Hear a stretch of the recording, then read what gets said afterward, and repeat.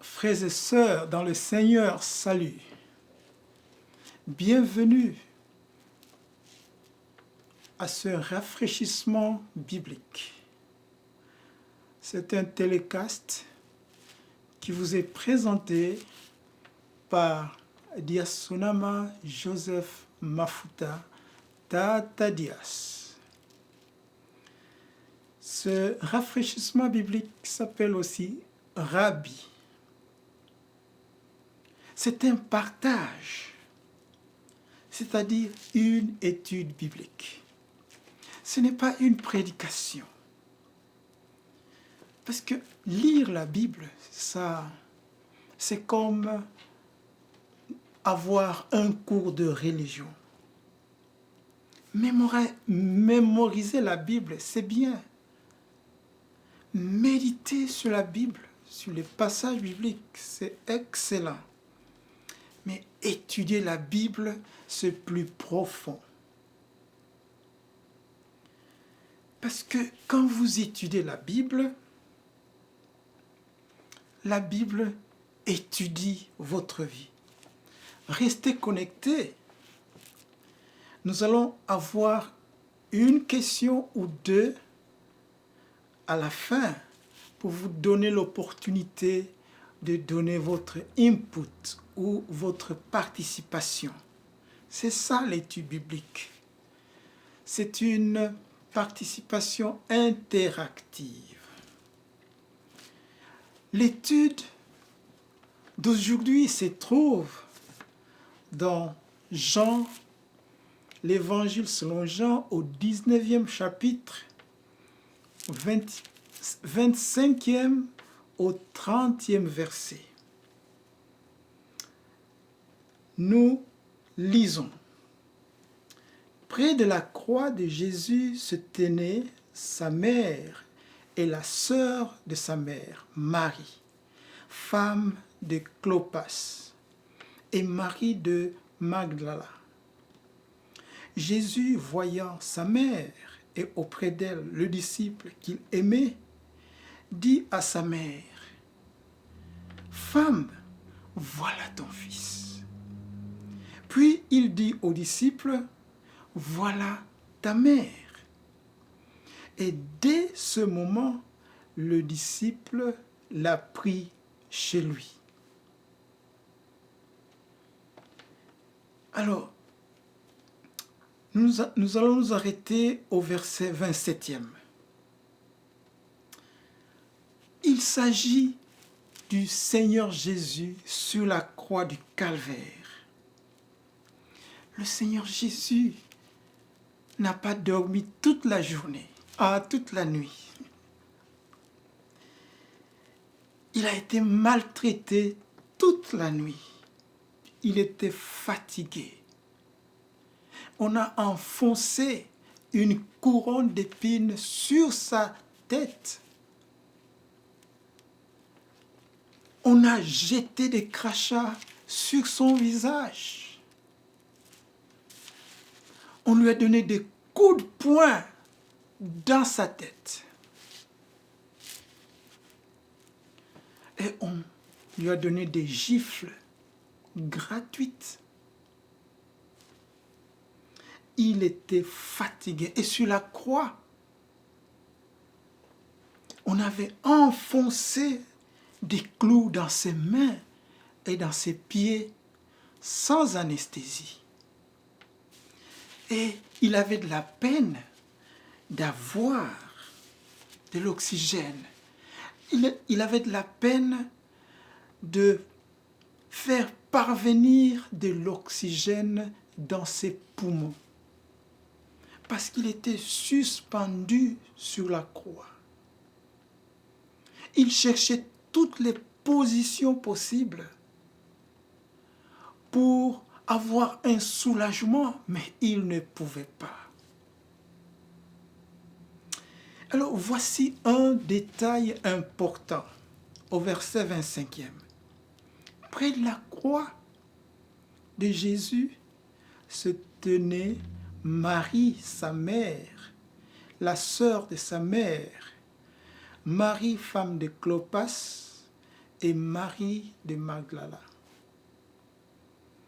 L'apôtre Jean a omis, par peut-être humilité ou bien par politesse, sa maman Salomé. Sa maman Salomé était aussi là. D'après Marc 15, 40. Et il y a des théologiens qui disent que l'apôtre Thomas était aussi là. Mais Marc 14, au verset 50e, nous dit que tous les disciples abandonnèrent le Seigneur Jésus-Christ quand il était arrêté. Alors, nous voici avec une poignée de personnes, un homme et plus ou moins 6 femmes. C'est pour vous dire que le cœur d'une maman, il ne faut pas jouer avec les sentiments d'une maman. C'est très profond. Pendant que les hommes avaient pris la fuite, la maman est restée là. Les mamans sont restées là. C'est très important. Quel était l'état d'âme de ces personnes auprès de la croix du Seigneur Jésus?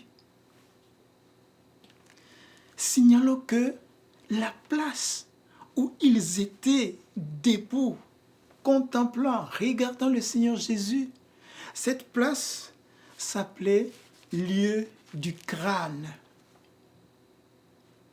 L'histoire de ces lieux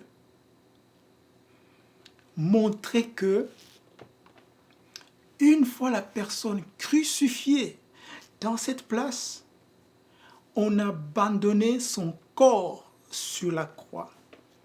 Les animaux des champs et les oiseaux du ciel venaient manger leur corps.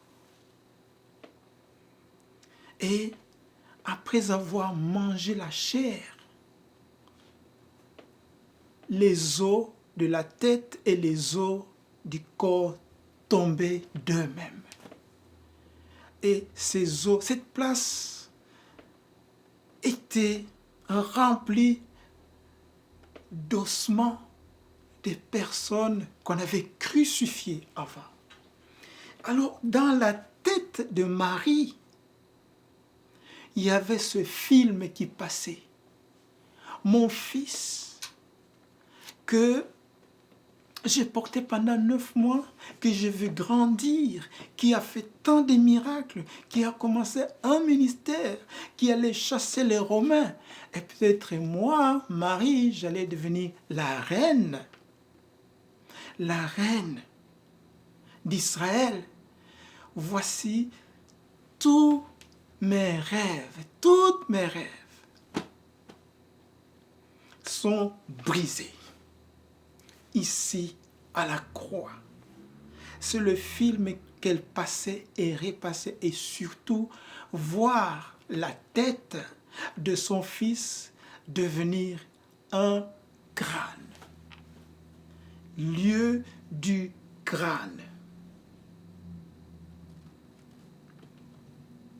Alors n'oublions pas que même sur la croix, le Seigneur Jésus était la parole faite chair, d'après Jean au 1er chapitre, au 14e verset.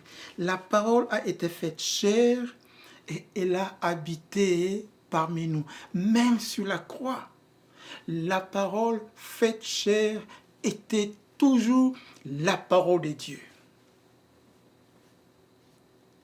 Alors, près de la croix, voyez cet adverbe, près de la croix. Où étaient les autres disciples, les 10 disciples? Il n'y avait qu'un seul disciple, l'apôtre Jean. les 10 autres avaient pris la fuite. Ils étaient peut-être à 1 kilomètre de la croix, 2 kilomètres, 10 kilomètres de la croix, on ne sait pas.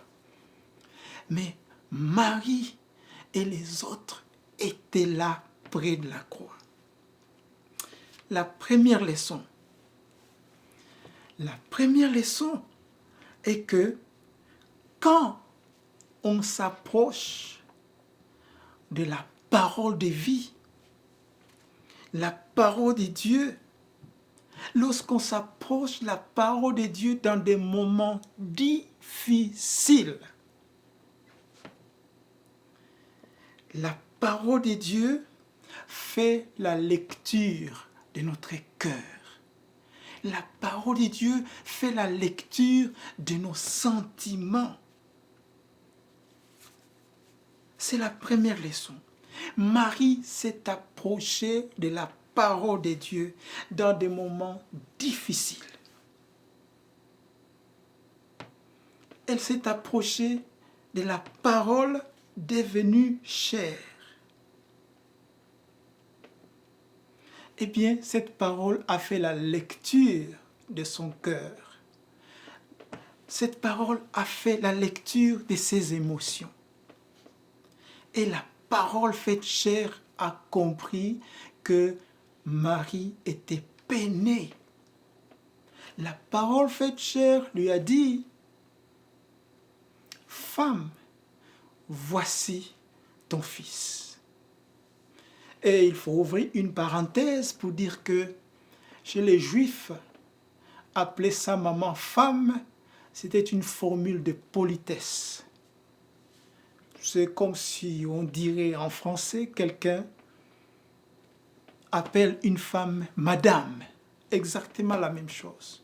Donc ce n'était pas de l'impolitesse. La parole de Dieu a fait donc la lecture de sentiments de Marie. Marie qui pensait peut-être à sa vieillesse. Le Seigneur, la parole faite chair, lui a donné des garanties qu'elle allait passer sa vieillesse dans de bonnes mains, les mains de l'apôtre Jean.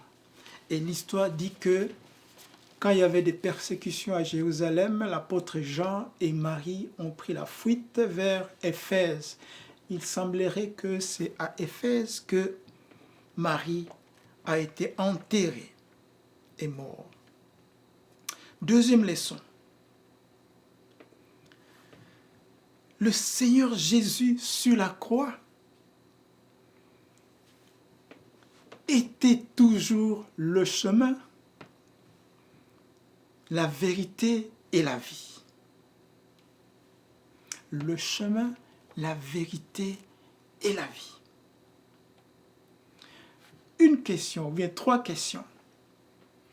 Vous est-il arrivé un événement dans la vie où vous avez senti que votre chemin est bloqué? Pour Marie, c'est lui qui était le chemin, était suspendu sur la croix et son chemin, ses projets d'avenir étaient tout simplement bloqués. Il y avait un X sur ses projets, son chemin, la routine de son chemin quotidien. Deuxième question. Vous est-il arrivé dans la vie un événement qui contredit la vérité que vous étiez en train de poursuivre? Eh bien, pour Marie, la vérité suspendue sur la croix, devant cette vérité, après cette vérité, il y avait un point final. Un point final. Donc, après cette vérité, elle devait se débrouiller. Vous est-il arrivé, troisième question, vous est-il arrivé un événement qui a changé la vérité. Ou plutôt qui a changé votre vie à un gros point d'interrogation. La vie coulait facilement.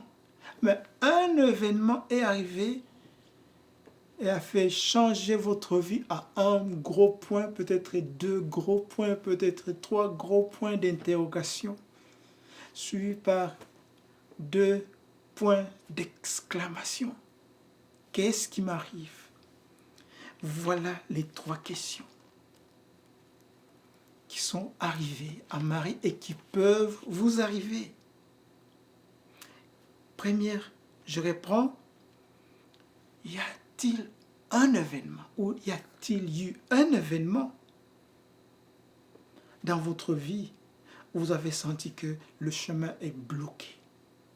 Le Seigneur Jésus a dit, je suis le chemin. Vous est-il arrivé dans la vie un événement qui a contredit la vérité? Le Seigneur Jésus a dit, je suis la vérité. Vous est-il arrivé un événement qui a changé votre vie en point d'interrogation? Le Seigneur Jésus a dit, je suis la vie. Et quelle était votre réaction devant ces blocages, ces X? Quelle était votre attitude vis-à-vis de la parole de Dieu devant ce point d'interrogation sur la vérité? Quelle était votre attitude devant la parole de Dieu pendant ce point d'interrogation?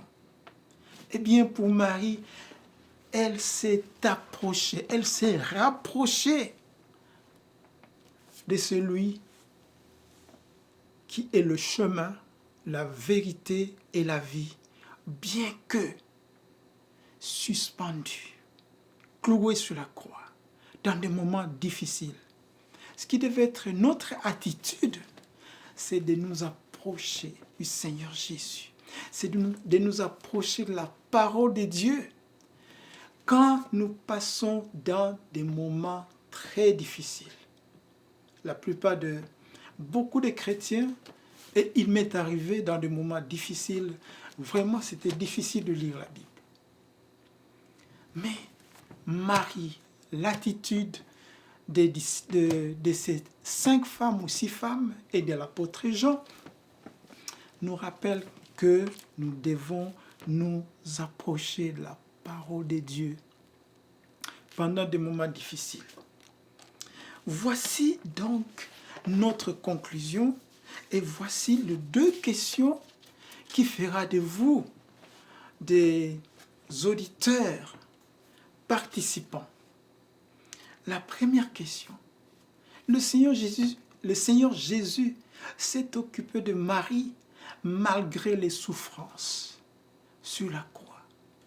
Comment est-ce qu'on appelle la personne qui souffre mais qui s'occupe d'autres personnes? La personne qui souffre mais qui s'occupe d'autres personnes. Comment on appelle son attitude? Deuxième question, vous pouvez répondre sur ce site. Pourquoi le Seigneur Jésus a mis ces 3 concepts, ces 3 idées dans l'ordre suivant? Le chemin, la vérité et la vie. Pourquoi il n'a pas dit « Je suis la vie, le chemin et la vérité ». Pourquoi il n'a pas dit pourquoi il n'a pas dit « Je suis la vérité, la vie et le chemin ». Pourquoi il n'a pas renversé l'ordre, mais il a dit « Je suis le chemin ». Il a commencé par le chemin au numéro 1, la vérité au numéro 2 et la vie au numéro 3. Pourquoi cet ordre? Sentez-vous libre de donner la réponse? La semaine prochaine, nous allons commencer par ces deux questions. Nous allons commencer notre télécast par ces deux questions. Merci d'être venu. Si vous sentez que vous avez été rafraîchi bibliquement, abonnez-vous. Et ça ne vaut pas la peine de vous dire, partagez ce rafraîchissement biblique avec les autres pour qu'ils soient rafraîchis. Merci pour votre attention et merci d'être venu. Que le Tout-Puissant vous bénisse.